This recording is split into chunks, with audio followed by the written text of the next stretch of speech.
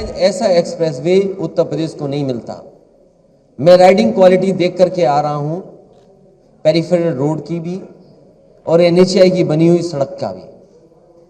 आप उन एक्सप्रेसवेज पर चलें और 120 की रफ्तार से चलें, हाथ में कप ले लें, चाय पीते हुए चले जाएंगे। लेकिन अगर आप यहाँ के जो बने हुए भारतीय जनता पार्टी के सड़कें हैं, इनकी राइडिंग क्वालिटी ऐसी है कि अगर आप 40 से ऊपर 60 गए नहीं कि आपका पेट दर्द और कमर दर्द हो जाएगा। जहाँ पर मुख्यमंत्री जी बैठते हैं वो लोक भवन समाजवादियों का बनवाया हुआ है। जिस सोफे पे वो तस्वीर आती है कभी कभी, वो समाजवादी सरकार का खरीदा हुआ है। जिस हेलीकॉप्टर से वो उत्तर प्रदेश का बहुत दौरा करते थे, वो समाजवादी सरकार में लिया गया है। जिस गाड़ी में वो लखनऊ में चलते हैं, जो आर्मर्ड है, उसको भी समाजवादी सरकार में लिया हुआ है। वो दिन रात समाजवादी मॉडल को ही देखते हैं, उनके पास कोई मॉडल नहीं है। जो गुजराती मॉडल था वो धोखा का मॉडल था, वो भ्रम का मॉडल था।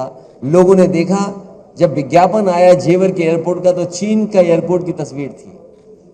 फ्लाईओवर दिखाना था तो बंगाल का फ्लाईओवर दिखाया, कारखाना दिखाना पड़ा तो अमेरिका से कारखाना ले आए। तो इनसे ज्यादा झूठ कोई बोल नहीं सकता। और इस बार मैं कह सकता हूं कि बुल और बुलडोजर का उत्तर प्रदेश से पता नहीं लगेगा। देखिए, मुख्यमंत्री जी कुछ भी कह सकते हैं, जिनको भारतीय जनता पार्टी ने पैदल कर दिया। किसने नहीं देखा कि दिल्ली वाले 4 पहिए की गाड़ी में जा रहे थे, उन्हें पैदल पैदल कर दिया था। और ये भारतीय जनता पार्टी के सदस्य नहीं है, टिकट मांग रहे थे। एक बात तो तय है, इस बार बाबा मुख्यमंत्री जी नहीं बनने जा रहे। उन्हें अपनी चिंता करनी चाहिए। हम 2 नौजवान वो लोग हैं जिनको विरासत में किसानों की लड़ाई मिली है। हम लोग किसानों का संघर्ष कर रहे हैं। आप चौधरी चरण सिंह जी की विरासत को आगे बढ़ाना चाहते हैं, वो इसलिए कि किसान की अगर किसी ने लड़ाई सबसे पहले लड़ी तो चौधरी चरण सिंह जी ने। उन्हें आर्थिक रूप से कैसे मजबूत करें। और फिर हम समाजवादी लोग हैं, आप आरएलडी हैं, उन्हें दुख इसी बात का है कि दोनों साथ क्यों हैं, दोनों उनका सुपड़ा साफ कर रहे हैं।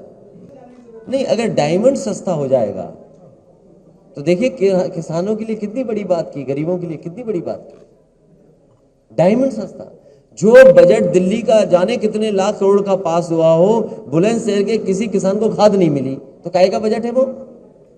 इसमें कौन खराब बात है? हमारे गांव में देखा हो, इतने बड़े बजरंगबली खड़े, और अगर इतने बड़े बजरंगबली उनके घर में गांव में खड़े हो तो बता दो आप।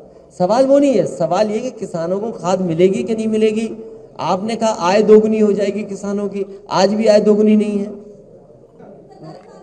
नहीं, सुपरस्टिशन ये है, अंधविश्वास ये है, धारणा ये है, लेकिन धारणा हमेशा तोड़ी गई है। लेकिन एक धारणा ये भी है कि जो नोएडा जाता है उसकी भी सरकार बनती है। मैं 2011 में अपनी साइकिल की यात्रा वहीं से शुरू की थी और सरकार बनाई थी।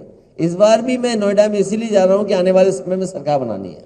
आप ही बताइए, 1 घंटा 22 मिनट अगर कोई बोला है तो क्या उन्होंने अपना संकल्प पत्र पढ़ा होगा? जिस संकल्प पत्र में पहले पन्ने पर यह लिखा गया है, पहला संकल्प यह है कि किसानों की आय 2022 तक दोगुनी हो जाएगी। क्या आज किसानों की आय दोगुनी हो गई? जो लाखों लाख परिवार परेशान हुए लॉकडाउन के समय पर, पैदल पैदल चल करके गए, इसी सड़क से न जाने कितने मजदूर चले गए होंगे, घर पहुंचे होंगे।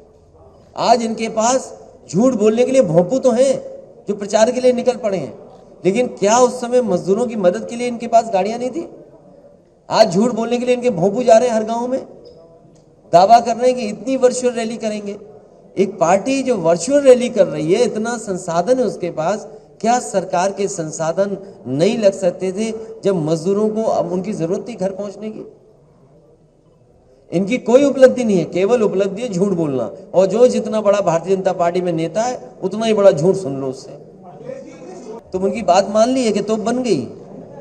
अरे भाई पत्रकार साथी, योगी जी की बात मानने लगोगे तो न जाने कहां चले जाओगे तुम। उन्होंने कहा तोप बनेगी, बन गई क्या लीड में तोप? हमारे यहाँ कह रहे थे झांसी में मिसाइल बनेगी, झांसी वाले आज भी इंतजार कर रहे हैं कि मिसाइल कब बनेगी। जमीन ले ली, बाउंड्री, जमीन नहीं ली गई, बाउंड्री तक नहीं बनी, और आप इनकी बातों का भरोसा मान रहे हो। अरे इनसे कहो कि भाई बुल हटा दो सड़क से।